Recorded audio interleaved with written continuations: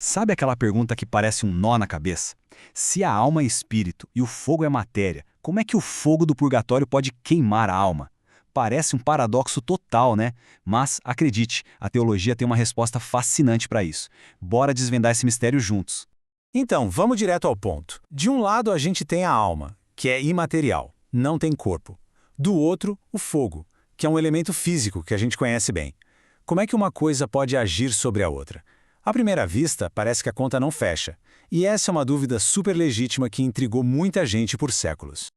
Vamos então encarar isso como um grande quebra-cabeça. Um paradoxo teológico que, na verdade, não é um beco sem saída.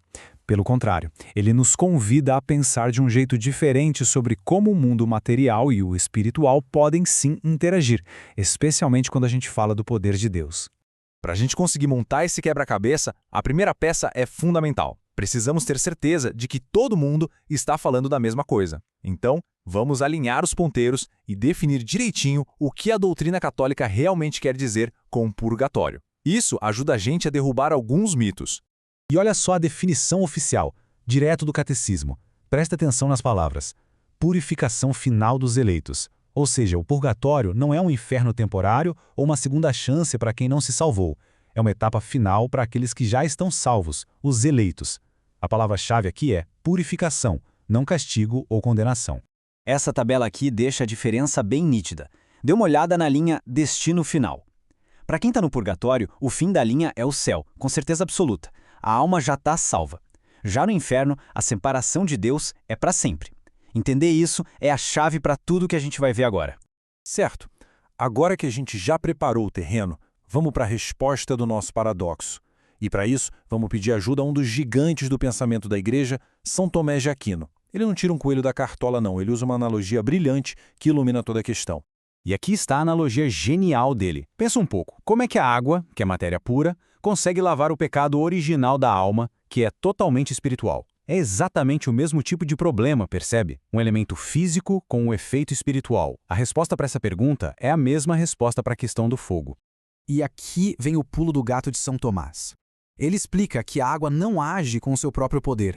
Ela funciona como um instrumento movido por uma força muito maior. Como diz a citação, uma virtude superior, que é a virtude de Deus. O ponto central é esse. Não é a água que lava a alma, mas o poder de Deus agindo através da água. Então, a lógica se aplica perfeitamente. Primeiro, temos um instrumento material, a água ou o fogo.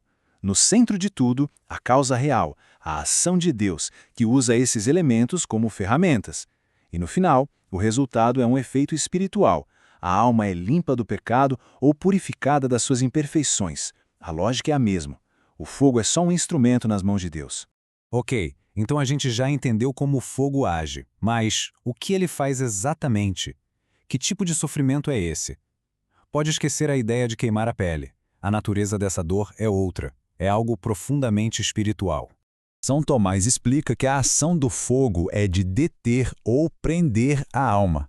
Imagina o seguinte, um desejo enorme, incontrolável de ir para um lugar, mas algo te segura, te impede de chegar lá. Esse impedimento é o que causa a aflição, uma dor espiritual, e não uma sensação física de queimadura. Esse sofrimento principal tem até um nome, pena de dano, que é a pena da perda. O que acontece é que, depois da morte, a alma salva tem um desejo avassalador, natural, de se unir a Deus. O purgatório é a dor de ter esse desejo supremo adiado por um tempo. E essa frase de Santo Agostinho, nossa, ela captura a essência dessa dor de um jeito perfeito. A alma foi criada para Deus, todo o seu ser anseia por ele. Então está tão perto do objetivo final, sabendo que vai chegar lá, mas ainda não poder, isso é descrito como o maior tormento do purgatório. Resumindo, no final das contas, a dor mais profunda do purgatório não é a de um fogo que queima o corpo. É a dor da saudade. Uma saudade divina, um desejo imenso pela união final com o Criador. Agora, é importante deixar claro que essa explicação toda não surgiu do nada. A crença numa purificação depois da morte tem raízes muito profundas, tanto na Bíblia quanto na tradição da Igreja ao longo de muitos e muitos séculos.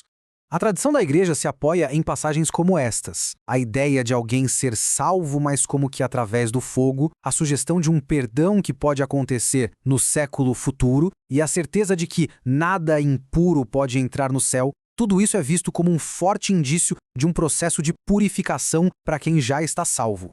E se a gente olha para a história, a prática de rezar pelos mortos é muito antiga, lá do tempo das catacumbas.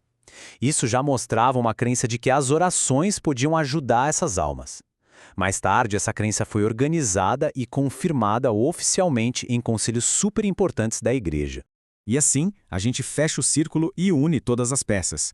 O fogo do purgatório não age por conta própria, mas como um instrumento de Deus. Sua ação não é queimar, mas prender a alma, causando a dor da saudade de Deus e, com isso, purificando-a, para que ela possa finalmente entrar na glória do céu, totalmente preparada.